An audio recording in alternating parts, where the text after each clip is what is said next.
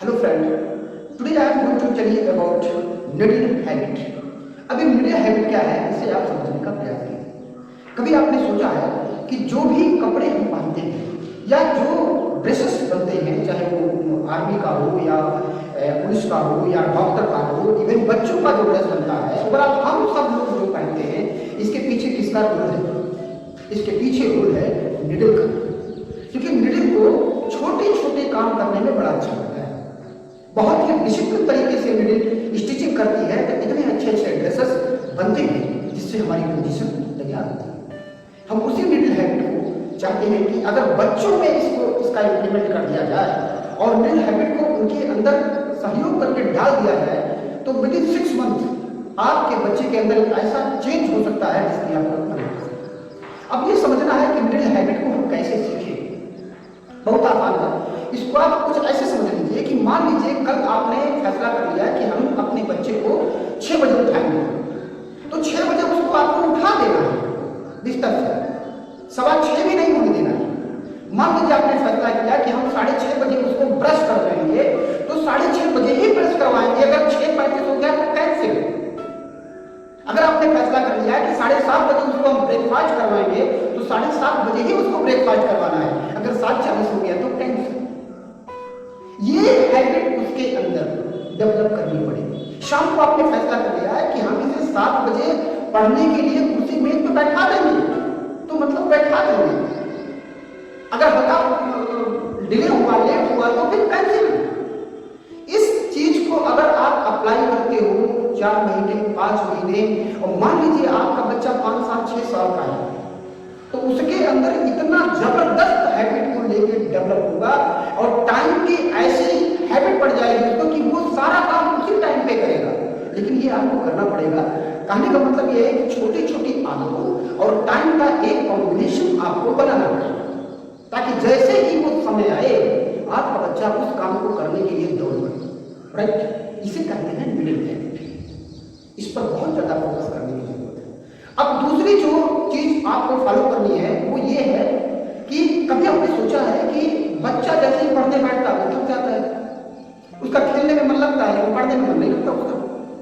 वो दुनिया के सारे काम करेगा, यूट्यूब चलाएगा, वीडियो गेम चलाएगा, लेकिन वो पढ़ने में नहीं बैठेगा। वो आपकी बात को खत्म कर देगा, तमाम तरीके के बहाने बनाएगा वो। उसके पीछे का आप कारण समझिए। उसके पीछे का जो सबसे बड़ा कारण है ये है उसका डाइट। हमने और आपने उसके डाइट में शुगर ठूस के भर दिया है।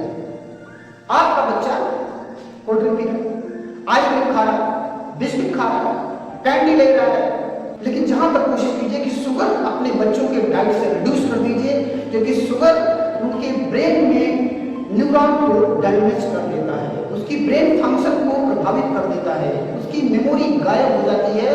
एक साइलेंट किलर की तरह ये शुगर काम करता है उसके ब्रेन के लिए।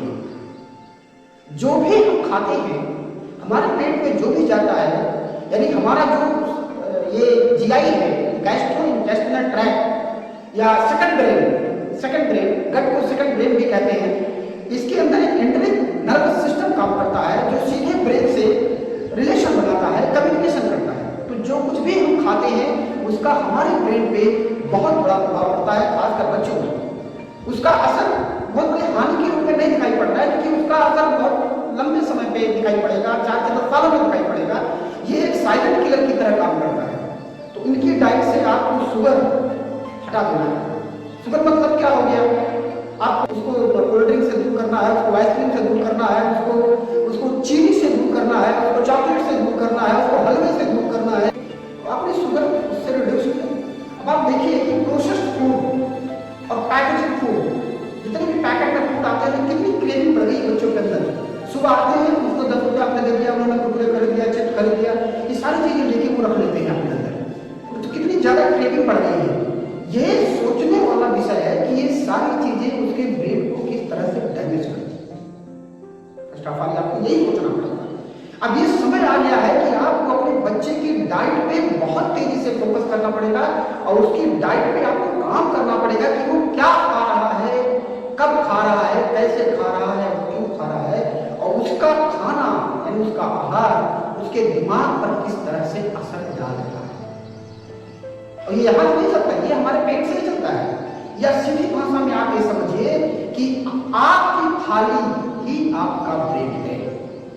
आप क्या अपनी थाली में रख रहे हो वही आपका ब्रेक है। तो इस चीज को बहुत गहराई से समझना है और इस तरह की छोटी छोटी आदतें और डाइट को अपने बच्चों में डालना है।